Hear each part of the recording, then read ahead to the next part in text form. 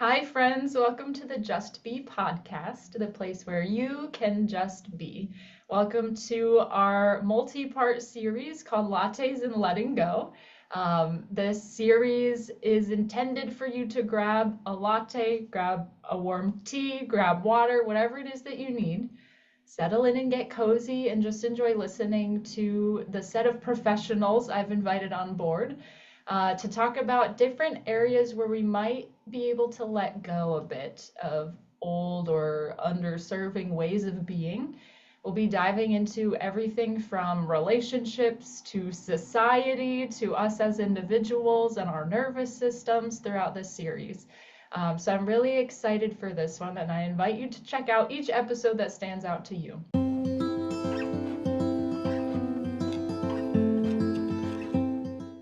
Today we're going to be talking about some relationship stuff, some parenting stuff. So I have my colleague Jaclyn here who's joining us. And Jaclyn, just go ahead and share a little bit about what you do, what your work is like, so people have a context for your perspective. Yeah, thank you, Shelby. So happy to be here. My name is Jaclyn Zeal. I'm a licensed marriage and family therapist. And it's not just the sort of talk therapy, talk at you sort of experience when I'm working with couples.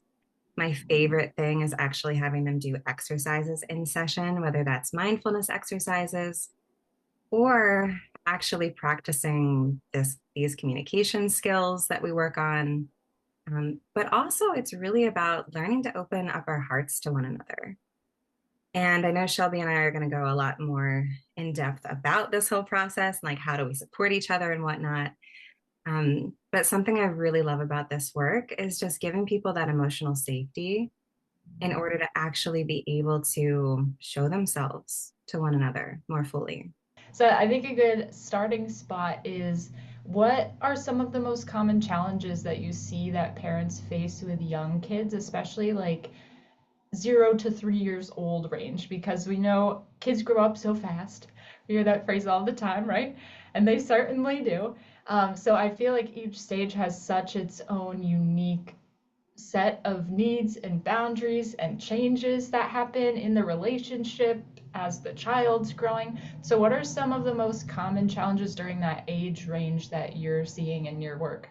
Mm, yeah, that is a good point. There are different challenges at different ages. That 0 to 3, a lot of it is just how do we navigate stress, sleep Mm. deprivation, right? And not having all the time to really focus on the romantic connection. Those are some of the main things that I certainly witness with couples. And Shelby and I were talking about this briefly before we hit record, but when there's those pre-existing challenges and issues in a relationship as well, those get really exacerbated during this time period, right? Because we're not as regulated as we may have been before parenthood, right? With that sleep deprivation, with a whole new set of roles, new challenges, right? And so if we're already dysregulated, that communication piece can really break down.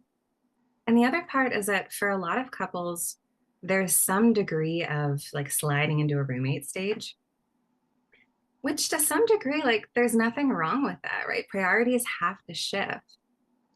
But where I see couples that get into the danger zone is when they don't find their way out of that dynamic, right? Their romantic relationship gets so pushed to the back burner, right? And then they just kind of stop connecting.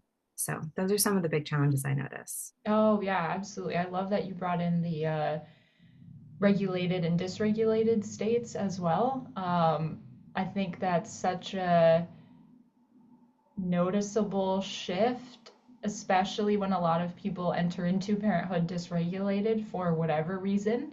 I work with a lot of pregnant women on the massage side of things, and they might have started pregnancy more regulated, but the whole physical demand is just like it's just gonna tap on your nervous system a bit and on your capacity for stress because your whole body is going through all of those changes. So what do you see are some of the challenges then with some of like the older kids as they're going through different stages of development? How do those challenges change over time? Yeah. Well, Some of it has to do with how did we navigate those younger stages, right? Like, did we prioritize learning how to communicate, learning how to regulate our nervous systems? If we didn't, what I see in my practice is I see couples that do have older children where they're like, we've been in the roommate stage for like a long time. And now we're so distant that we don't even know how to find our way back to each other. And we don't even know if we can find our way back to each other because we've changed so much. Like, I don't even recognize this person. So that can certainly happen. And then there's parenting differences, right? When there's older kids, right, the parenting challenges change and shift and become more complex. And so if we're not aligned, and not to say we have to be totally the same as far as how we approach parenting, but if we don't find that middle ground together, if we don't find like a respectful way to disagree, that can really cause some big challenges as well. And then there's just all the ways that we've dealt with the stressors and then, potential other losses and challenges if we're not turning towards each other. If we're coping either by just like stuffing it down, or we're coping by going to other people or, other distractions, then those are just ways that we get more and more distant from each other. Oh yeah, I love how you're so good at explaining these things through like a narrative style, which makes it really easy to understand and picture. So that's super helpful. I love that. And then I think kind of the last batch, I'm sure there's more, but the last one we'll touch on for challenges is the couples who don't have kids, but maybe experience challenges just by schedules filling up, responsibilities growing. And that I feel like can really happen at any point in life too, just based on what the couple's decisions are. What are the challenges that the couples face who don't have kids, but maybe have some of these external responsibilities that start to build up over time? Mm. Yeah, that's a really good question.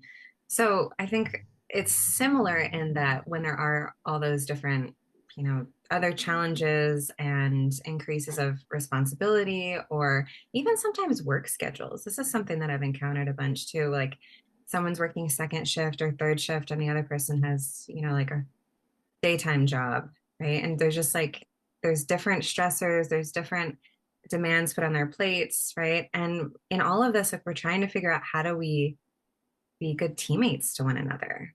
And one of the things I notice a lot with couples is that we have different ways of coping with stress. And for some people, when they're really stressed and they're feeling that squeeze of demands, they're like, okay, I need to like get out, like make a list and create a plan and like get my systems right. And they go into like overdrive to try to manage that stress.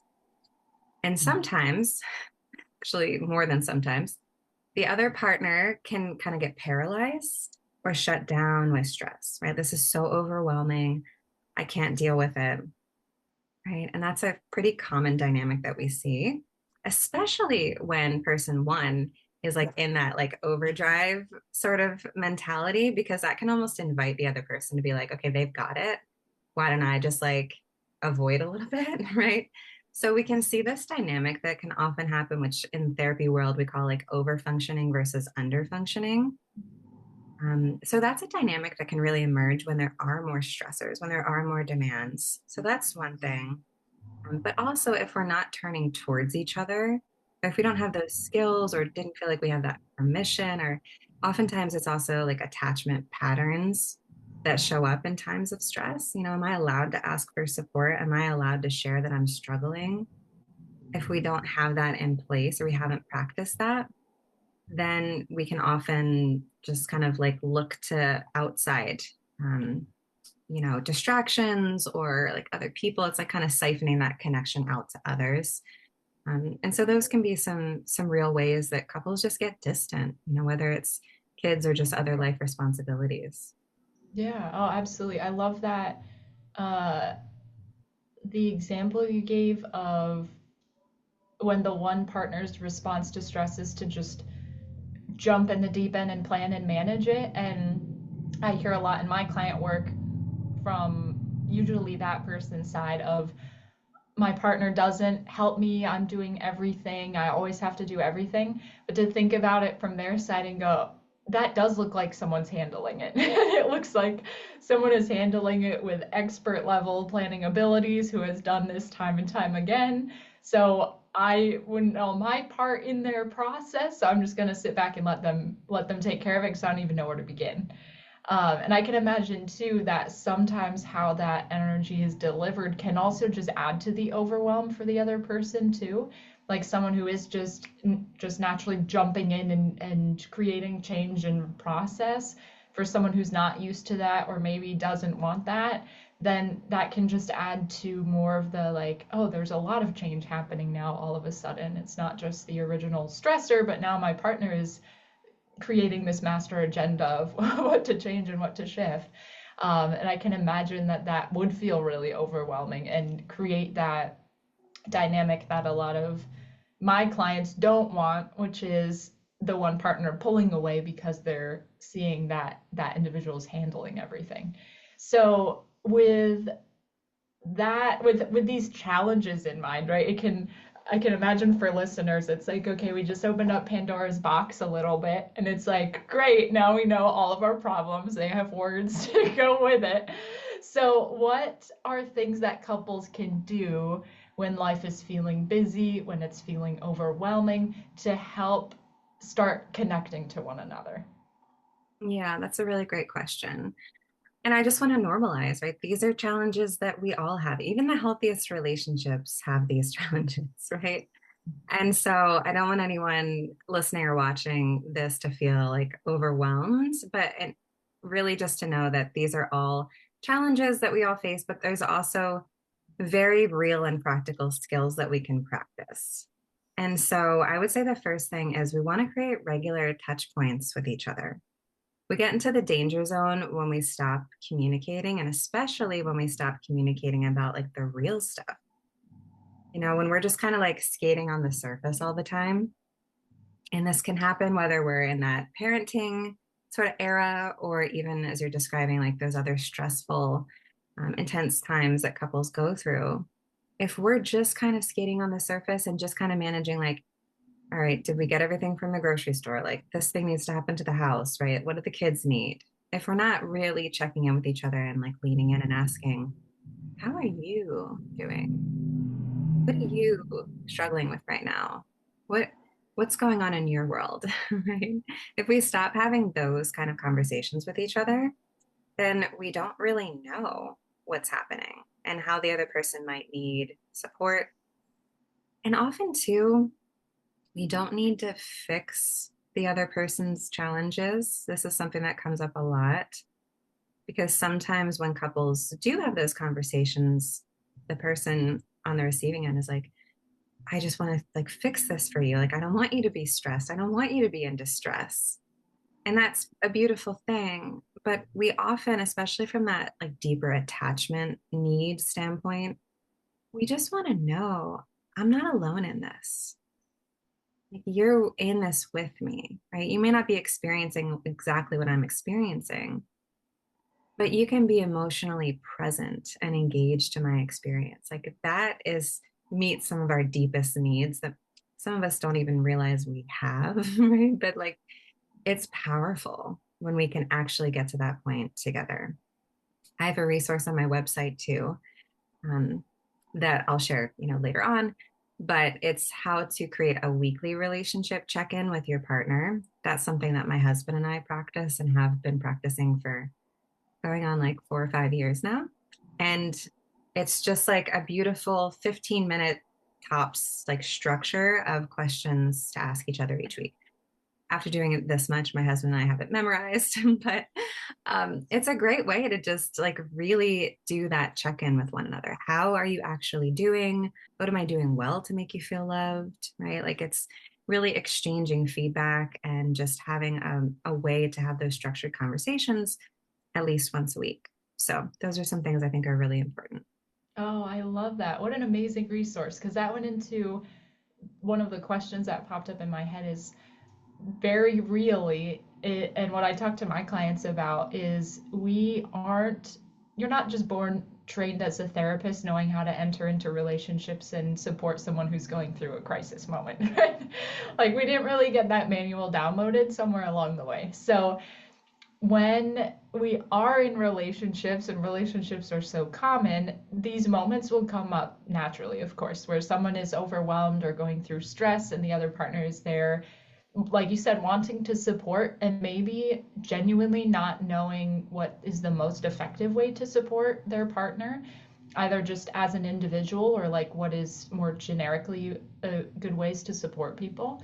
Um, I feel like those questions really drop into a nice, accessible place to support someone without having any type of training or background or experience in it, because those questions really cover a good bit of a range of what their partner might be going through. So it can help them to feel understood, help them to feel like someone's listening, help them to kind of explore verbally what is going on for themselves. Um, and that key piece being like, you don't need to fix it. And I think that's such a hard thing. That's what I see a lot of difficulties with for clients, myself included, is you just want people to be happy. You want them to be calm. You want them to feel good and really enjoy life. And that's not our job to do that, but you're maybe used to receiving that type of fixing growing up or even in the relationship, it can be hard to come up with what is the best way to help someone without fixing them, if that's kind of all that you've practiced and all that you know. Um, so I feel like those questions really give a nice space of like, what do you need from me? Like I'm here, I'm ready, I'm available. Like let me know what you need and how I can support you there. And I think that's such a simple and beautiful question, because I feel like a lot of us, maybe just culturally, we try to predict what the need is so we can meet it, and kind of like take that burden off of the partner rather than just asking and like simply following instructions if it's capable and within reach of the partner.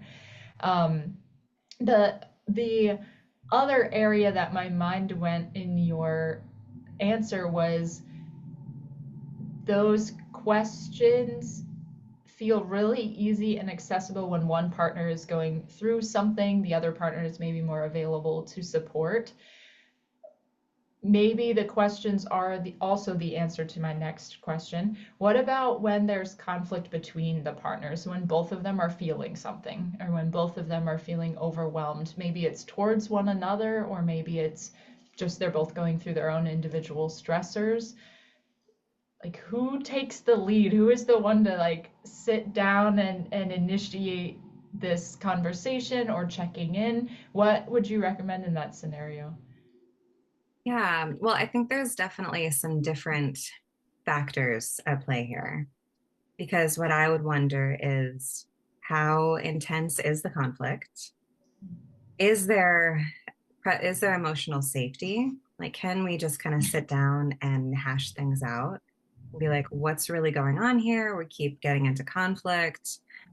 What's that like on your end, right? Can we have curiosity, or is it so charged and dysregulated that whenever we try to unpack the conflict, we're just like right back into a conflict? If that's the case and we're not able to get to any emotional safety within our relationship, then we need some support. We need some help. And being a couples therapist, I'm obviously a proponent of couples therapy. So I would say, like, don't wait. You know, we have statistics in our field that people tend to wait like an average of 7 years of distress and, relational conflict and whatnot before getting help. And I certainly see, the whole spectrum in my work. I have some couples that are like, hey, we want to be preventative. We want to get ahead of any like, communication issues, or like we just tripped on some challenges and like we want to nip it in the bud. And I'm like, thank you. You guys are wonderful. Right. Not to say that when we're further along and we've been dealing with the same thing, same conflicts for much longer, we can still do some of that deep work. But I'm just here to really advocate for you don't need to wait. You don't need to wait until it's like someone is threatening to leave the relationship or we're miserable to get help, right? And so normalizing that we get help and support and guidance in so many other areas of life. But when it comes to our relationships, there can sometimes be a reluctance too, right?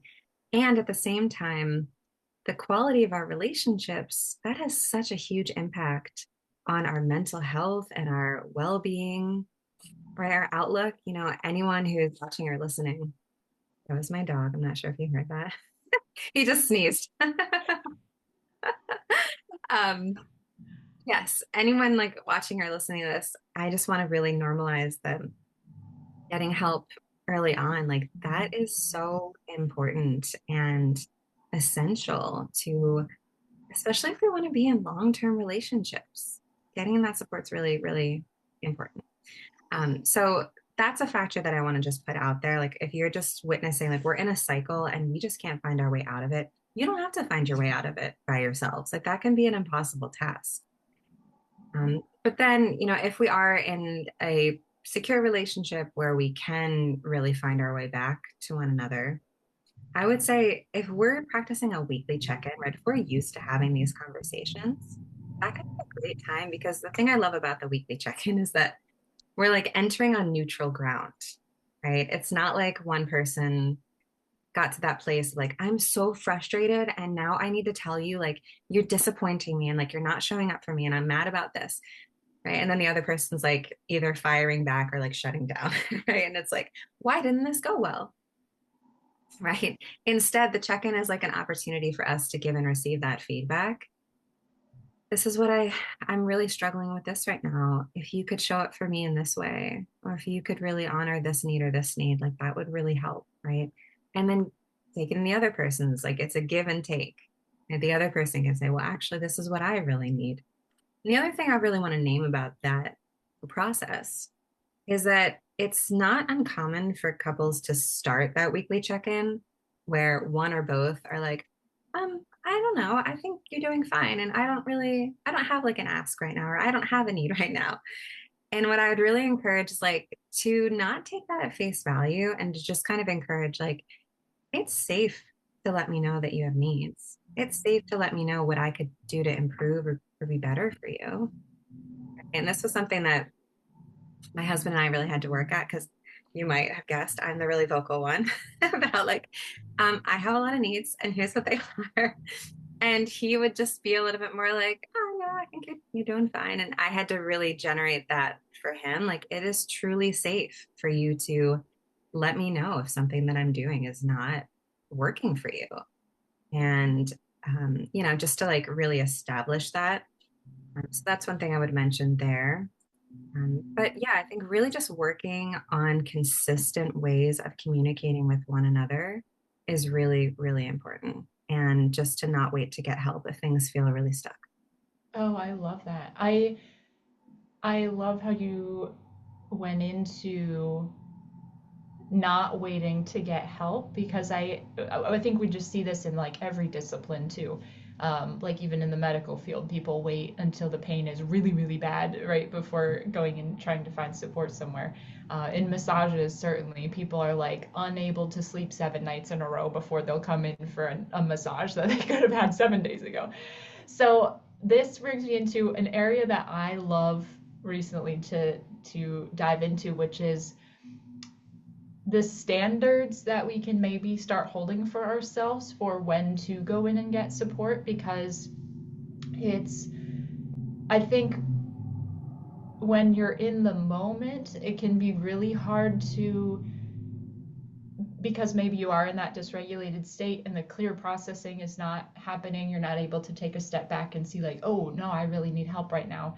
We're more like in the moment and feeling that weight and that pressure, and it's hard to see our situation as it is. So what, if you can put some words to like, what would it feel like in someone's body? What maybe thoughts are circulating when it is time to go and receive support? Like when is a healthy standard for going and receiving support so we don't like push it so far beyond where it needs to go? Yeah, that's a beautiful question. And I would say, let's start to really get into the habit of being preventative. That would be the first thing. And it doesn't have to be, therapy doesn't have to be your number one, like your first step of being preventative. But there's tons of books out there. There's great podcasts, like just learning more relational awareness and relational tools. And I wish that like in a utopia, I wish that when people were getting into like longer, more serious relationships, that there was a standard of like, here is an arsenal of different like books and skills and trainings and things like that. Like I wish it started out actually in school. Like, here's how to manage your emotions, and here is how to understand what's happening in your own body when you get really activated or triggered by a partner, right? There's so many things that we now know, and hopefully that continues to just be part of our cultural understanding of relationships. But yeah, I would say, for a certain subset of couples, they might do like premarital counseling or things like that. But I would say when you are on the cusp of a big change and milestone, pay attention. Notice what emerges because there's some really common cycles and patterns that happen again as a result of change, transition, stress, family pressure. And notice how you're able to communicate those things with each other. And if you're noticing that, okay, the topic might be different, but we keep kind of getting to the same spot with each other, which is disconnection, then it's time to get some help, right? It's time to get some support, whether that's just tools and skills or like really going into therapy. So I would say that that's definitely one piece. And then, just really also understanding that we co create our dynamics and relationships. And so a big part of my work is also humility because we, as a culture, we can be very individualistic, right? And also as a culture, in part because of social media, we can be very quick to label our partner, right? They are a narcissist, right? They're the ones that are, they're being disrespectful or they have anger issues, right? Whatever it might be, we're like quick to label our partner or like our exes or, whomever. But what I would say, especially as part of this relational work, is to take a step back and really notice what is my role in this? How could I take a different approach? Right? And noticing that we co create these experiences with each other, which is both how we get into challenges sometimes because it's this infinity loop, right? When you do this, then I do this. And then when I do that, you do this in response, right? But that's also how we find our way out of challenges and conflict with each other. That's how we grow, is to recognize, like, oh, we could actually do a different dance with one another. And that's certainly how I work with couples, is acknowledging like what cycle we're stuck in and how to take different dance moves, right? Again, to get to those deeper attachment needs. Because that's also just the theme here is that there's attachment needs that we may or may not actually be aware of that are driving these different behaviors that we have, right? Because when someone is feeling alone, abandoned, that can often come out as criticizing, as attacking, right? As demanding. And then it's a common dynamic for the other partner to feel like, are they hurting me? Are they pushing me away? Right? And they can shut down and kind of move away. And so it can be really confusing for people because they're like, I'm just trying to have that person like hear me and get closer, but they're making me feel even more abandoned. And so with that dynamic as well, if that resonates with anyone, I just want to offer hope. There's hope for all these different things, right? But finding someone skilled that can really help you to see with fresh eyes what's going on and help create that safety for you to actually get to the core, to the root of it, can be transformational. And it can also make you, help you guys build the relationship that you want to have. And that can be more resilient through all of life's challenges. Perfect. So that takes me into it's like two questions. So let me layer them together. So how can people choose the right therapist for them? Like what advice or kind of things to look for would you suggest for a couple? And I'm going to layer in a second question that might kind of be woven in and out of that is something that I hear a lot, and maybe you even hear a lot too, is people who have tried therapy in some context before and it wasn't a successful experience, um, and still are talking as though they really want the support that therapy can offer, but that negative experience is kind of jading their view of therapy as a whole, or maybe they've tried individual therapy, but couples therapy, marriage and family therapy would be different. So, what should people be looking for in practitioners and therapists that will maybe make for a more conducive experience? And then, what would you say to the people who have had a negative experience but still want the support that therapy can offer? Yeah, that's a great question. I would say with looking for a therapist, do your homework and then meet with someone for a free consult. Right. Don't just like launch in and be like, okay, we're working with this person. Meet with a few different therapists. And I offer either a free phone consultation or a video consultation, especially with couples. And that's like a good 20 minutes that we can spend with a few different objectives. One, I also want to make sure that this is a good fit, right? I don't want to agree to work with a couple that I actually don't know if I could help them because their expectations are not, in line with what I actually can do.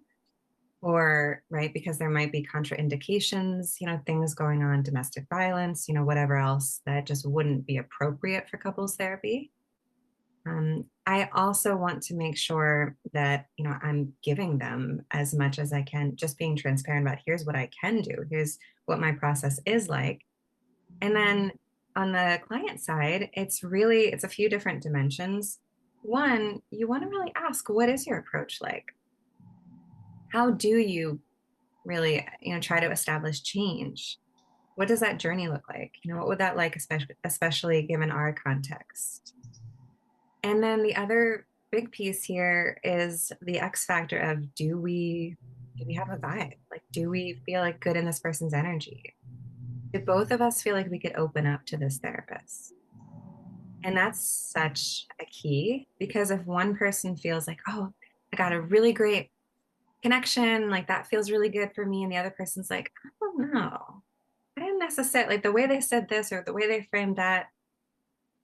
I don't know. That didn't really make me feel like I could open up, right? Those are things you want to pay attention to as well, which is why I think it's so valuable to meet with multiple therapists because then you have like something to compare, right?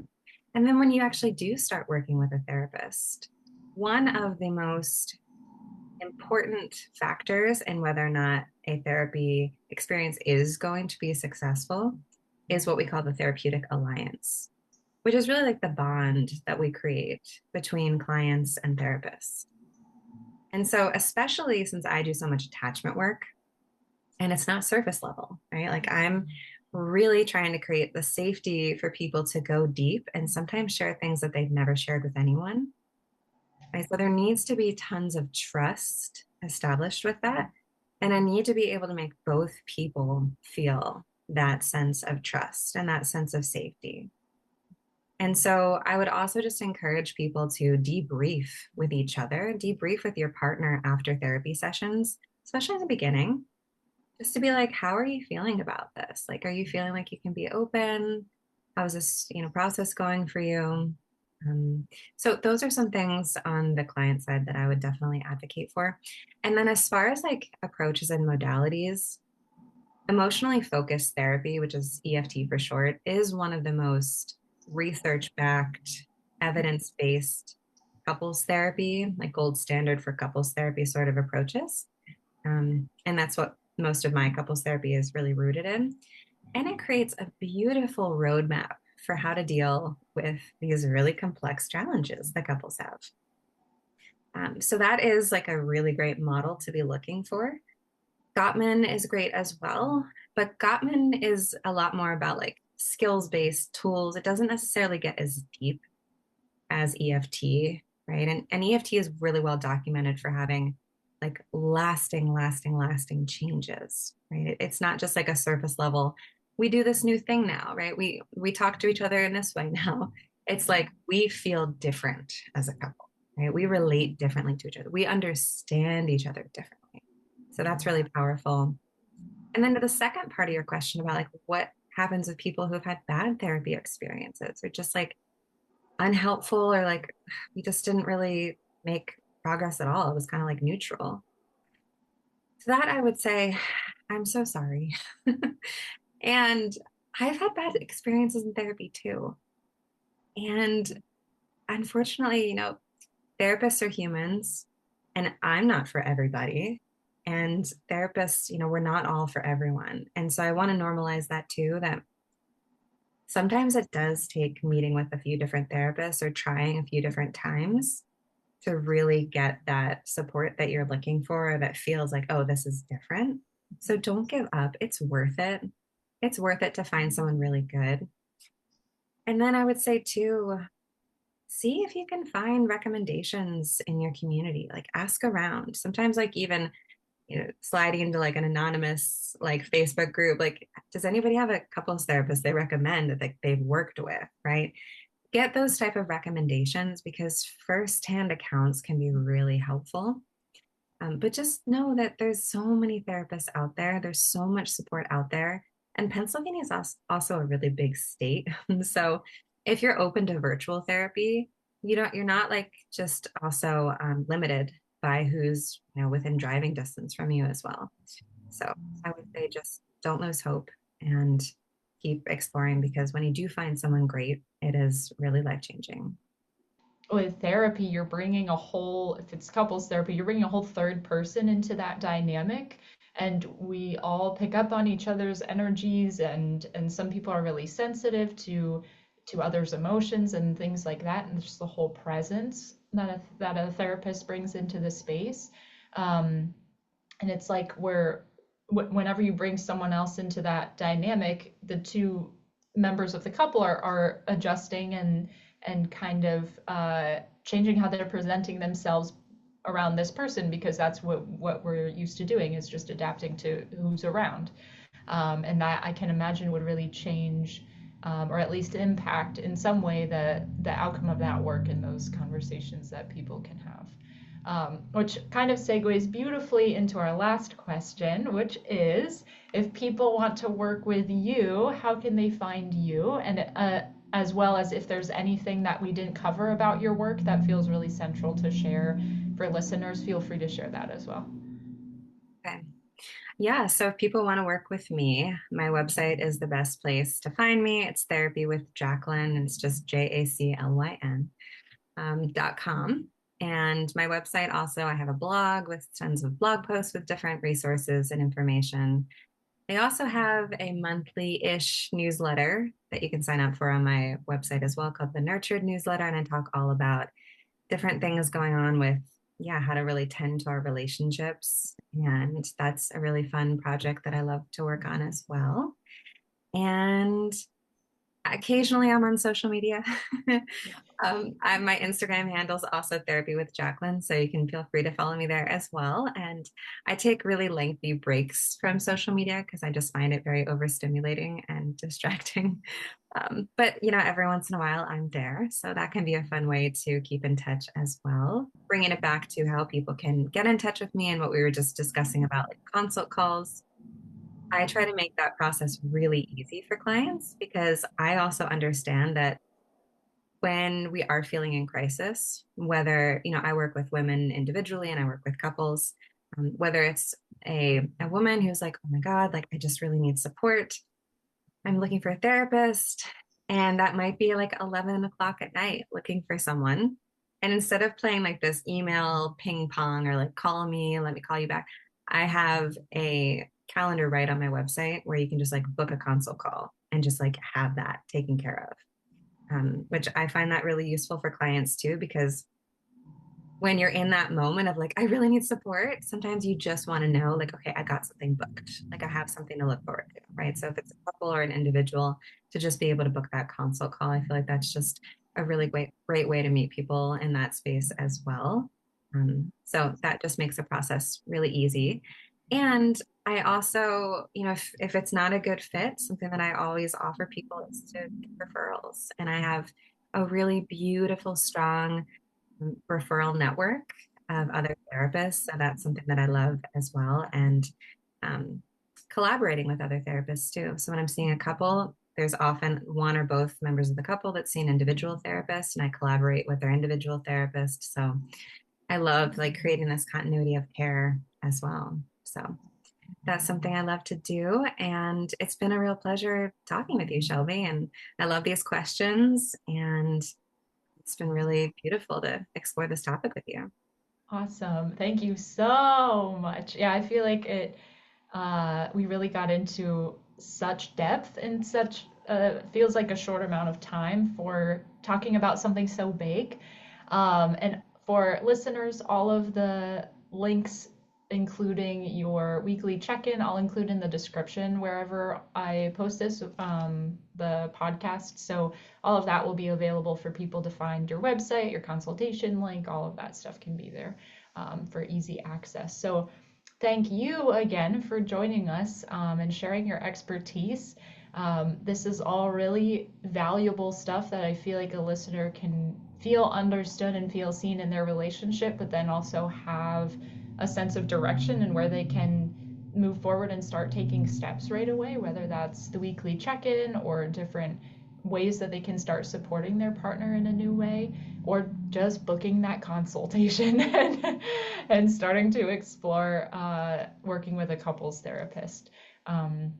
So thank you again. I'm so happy you're here. And if listeners really liked this conversation with Jaclyn and they want more, they can comment and reach out, and we can, I'm sure, get Jaclyn back on for more podcasts in the future.